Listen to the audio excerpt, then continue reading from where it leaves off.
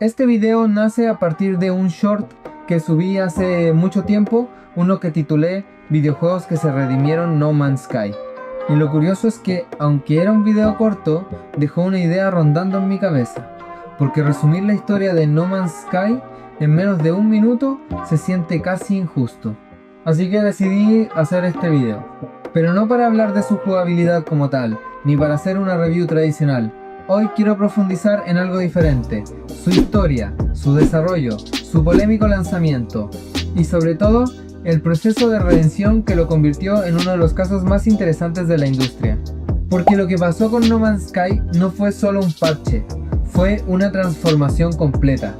Antes de empezar quiero pedirte que te suscribas, de verdad ayuda mucho al canal y me motiva a seguir haciendo este tipo de contenido más profundo.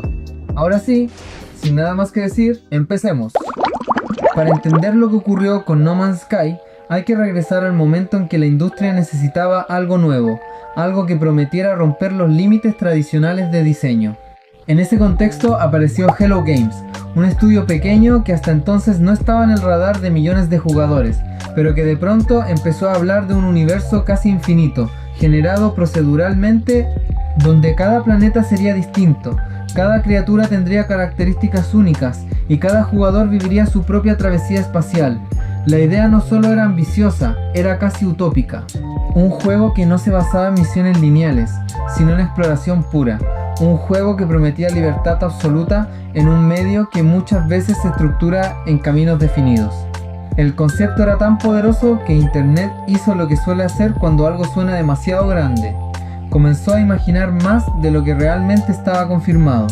Cada entrevista, especialmente las de Sean Murray, fue analizada al detalle, cada palabra interpretada como promesa, cada posibilidad asumida como característica definitiva. Y ahí empezó a construirse una expectativa, que ya no pertenecía solo al estudio, sino a la comunidad. El juego dejó de ser un proyecto interesante y se transformó en el futuro de la exploración espacial en videojuegos. Cuando finalmente se lanzó en 2016, el choque no fue técnico en el sentido tradicional, no era un desastre injugable, no era un producto roto al punto de no funcionar. El problema fue la distancia entre lo que muchos habían imaginado y lo que realmente encontraron. La variedad de planetas, aunque matemáticamente enorme, comenzaba a sentirse repetitiva tras varias horas. El multijugador no operaba como gran parte del público pensaba. Ciertas mecánicas mostradas en avances no estaban presentes en la forma en que se habían entendido. Y en la era de las redes sociales, la decepción no es silenciosa, es viral. El juego pasó de ser uno de los lanzamientos más esperados del año a convertirse en ejemplo constante de sobreexpectativa. Videos de crítica se multiplicaron, foros explotaron, las conversaciones dejaron de centrarse en la exploración para enfocarse en lo que faltaba. Y aquí ocurrió algo interesante, la narrativa pública comenzó a definir el juego más que la experiencia individual de quienes realmente lo jugaban. En cuestión de semanas, el nombre quedó asociado a polémica. Muchos estudios, ante una reacción así, habrían reducido daños y pasado a otro proyecto, pero Hello Games tomó una decisión distinta: trabajar en silencio. No hubo una campaña constante de defensa, no hubo confrontaciones agresivas con la comunidad, no hubo una narrativa pública de victimización, hubo actualizaciones, primero pequeñas, luego cada vez más ambiciosas. Mejoras en rendimiento, ampliación de mecánicas, construcción de bases, vehículos terrestres, multijugador más definido, nuevas historias, biomas más variados, sistemas más complejos. Cada actualización era gratuita, y eso comenzó a cambiar la conversación lentamente. No fue un momento épico donde Internet declaró que el juego estaba salvado, fue un proceso gradual, casi silencioso, donde el contenido hablaba más fuerte que cualquier comunicado. Con el paso del tiempo, el universo prometido empezó a sentirse más cercano a la visión original, no porque fuera idéntico a lo que muchos imaginaron, sino porque ahora había sustancia suficiente para sostener esa ambición. Lo que antes era visto como vacío, comenzó a percibirse como potencial realizado. Y aquí está uno de los puntos más importantes de esta historia. La redención no fue instantánea, fue acumulativa. Cada parche, cada expansión, cada mejora visual o mecánica sumaba una pieza más a la reconstrucción de la confianza. La comunidad empezó a regresar no por marketing, sino por curiosidad renovada.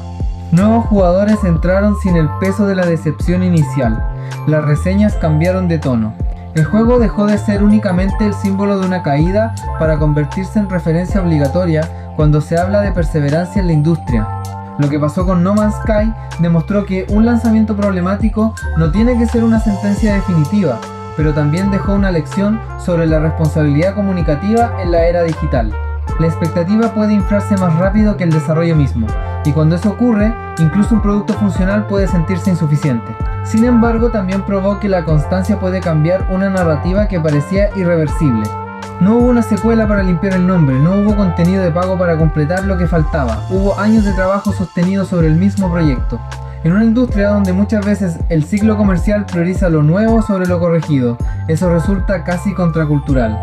Y por eso la historia de este juego no es simplemente la de un título que mejoró, sino la de un estudio que decidió asumir el costo del error y transformarlo en compromiso a largo plazo. Hoy, cuando se menciona la palabra redención en videojuegos, el nombre de No Man's Sky aparece casi automáticamente. Y no porque su lanzamiento haya sido impecable, ni porque haya sido un éxito inmediato, sino precisamente por todo lo contrario. Porque su historia no es la de una victoria instantánea, sino la de una caída pública seguida de un proceso largo, silencioso y constante de reconstrucción. Y eso, en una industria que vive de la inmediatez, es algo profundamente inusual. La mayoría de los videojuegos son recordados por su estreno. Si debutan bien, quedan en la memoria colectiva como éxitos. Si debutan mal, muchas veces quedan marcados para siempre. Pero este caso rompió esa lógica. Lo que empezó como uno de los mayores ejemplos de expectativas descontroladas, terminó convirtiéndose en una prueba de que el tiempo, el trabajo y la constancia pueden cambiar una narrativa que parecía definitiva. Su historia nos recuerda algo incómodo pero necesario.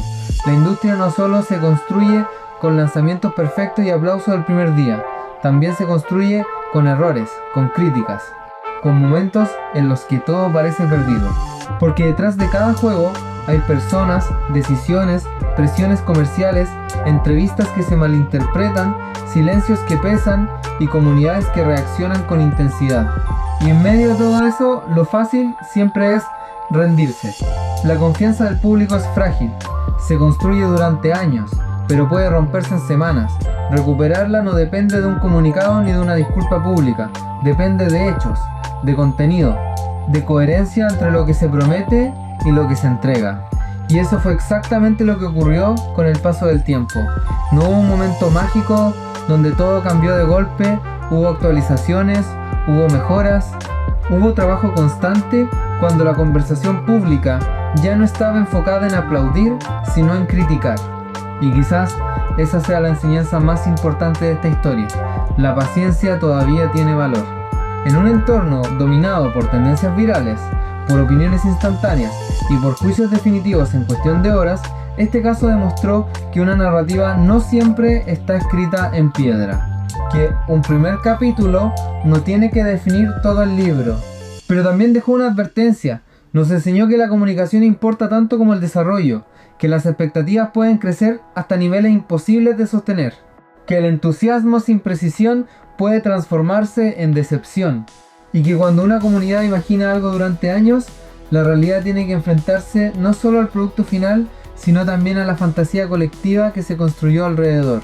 Lo más interesante es que hoy el juego ya no se menciona únicamente como un lanzamiento problemático, se menciona como referencia cuando se habla de perseverancia. Se menciona cuando alguien pregunta si un videojuego puede mejorar después de un mal inicio. Se menciona como ejemplo de que abandonar no siempre es la única salida. Y eso cambia su legado. Porque pasó de ser una advertencia sobre el peligro de las sobreexpectativas a convertirse en un símbolo de compromiso a largo plazo. Pasó de ser un meme en foros a ser un caso de estudio en conversaciones sobre desarrollo y comunidad. Pasó de ser tendencia por polémica a ser reconocido por constancia.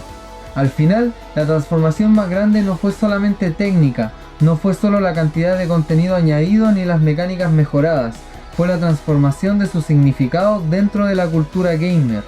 Lo que representaba cambió por completo. Y eso no ocurre por accidente. Ocurre cuando un estudio decide no huir del error. Ocurre cuando el silencio se convierte en trabajo.